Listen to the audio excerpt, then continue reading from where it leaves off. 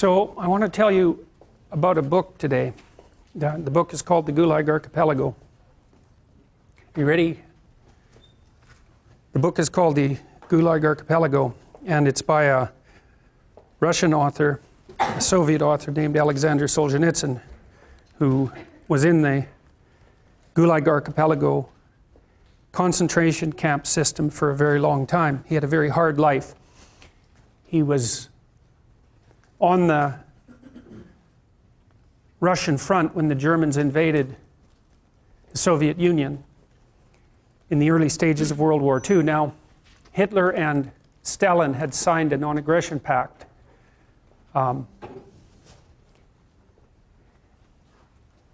Hitler invaded the Soviet Union anyway. And from what I've been able to understand, the Soviets had prepared an invasion force for Europe at that point, but were not concerned with having to defend their territory, and so they were caught completely unawares by Hitler's move. And the conditions on the Russian front were absolutely dreadful, and Solzhenitsyn was a soldier on the Russian front. And he wrote some letters to one of his friends, which were intercepted, complaining about the lack of preparation and using bitter, dark humor to describe the situation. And the consequences of that was that he was thrown into a work camp. The Soviet system relied on work camps, and so those were large labor camps of people who were essentially enslaved, many of whom were worked to death, often froze to death, working in conditions that were so dreadful that they're virtually unimaginable.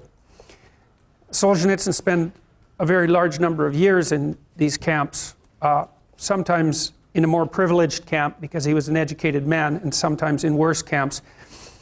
He also developed cancer later and wrote a book about that called Cancer Ward, which is a brilliant book. So he had a very hard life. There's just no way around that. To be on the front and then to be in a concentration camp and then to have cancer, that's pretty rough. Now, he wrote The Gulag Archipelago.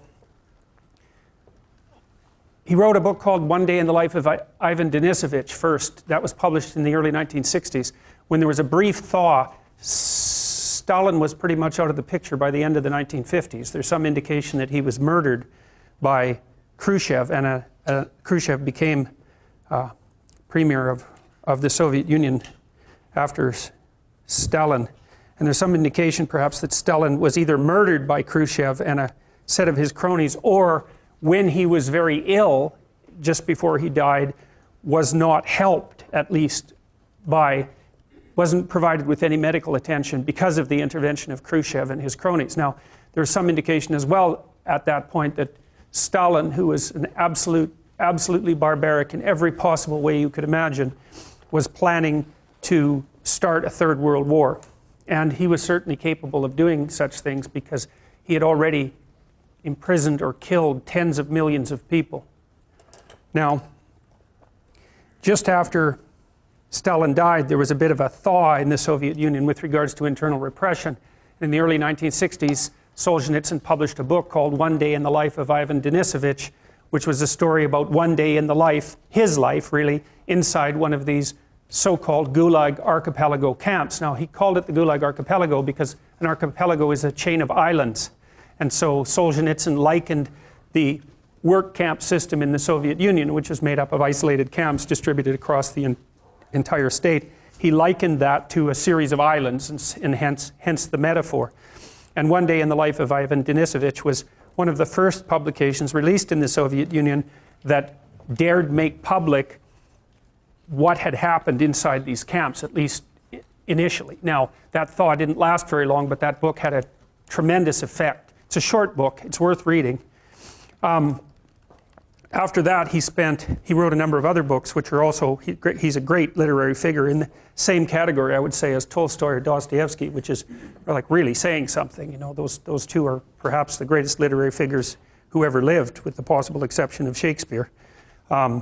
He wrote this book called The Gulag Archipelago, which is published in 3 volumes, each of which is about 700 pages long.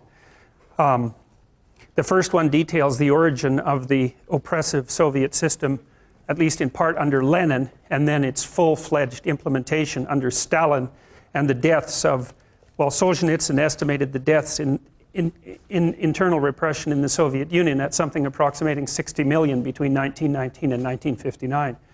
Now, that doesn't count the death toll in the Second World War, by the way. Now, people have disputed those figures, but they're certainly in the tens of millions, and the low-end bounds are probably 20 million, and the high-end bounds are nearer what Solzhenitsyn estimated. He also estimated that the same kind of internal repression in Maoist China cost 100 million lives, and so you can imagine that the genuine historical figures, again, are subject to dispute, but somewhere between 50 and 100 million people. And one of the things that's really surprising to me, and that I think is absolutely reprehensible, is the fact that this is not widespread knowledge among students in the West, any of this, and it's because your education, your historical education, if you started to describe it as appalling, you would barely scratch the surface. These were the most important events of the 20th century, and they're barely covered at all in standard historical curriculum. You know something, I would presume, about World War II and about the terrible situation in Nazi Germany and the death of 6 million gypsies and Jews and homosexuals in the concentration camps in Nazi Germany. But my experience with students has been that none of them know anything about what happened as a consequence of the repression of the radical left in the 20th century. And I believe the reason for that is that the communist system had extensive networks of admirers in the West, especially among intellectuals, and still in fact does, which is also equally reprehensible.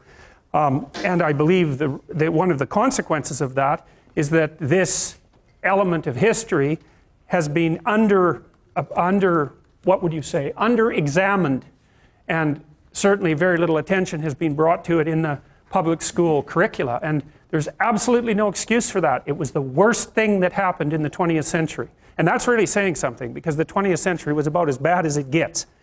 And so, and the fact that these deaths on massive scale occurred, and the fact that we don't know that deep inside our bones is a testament to the absolute rot of the education system.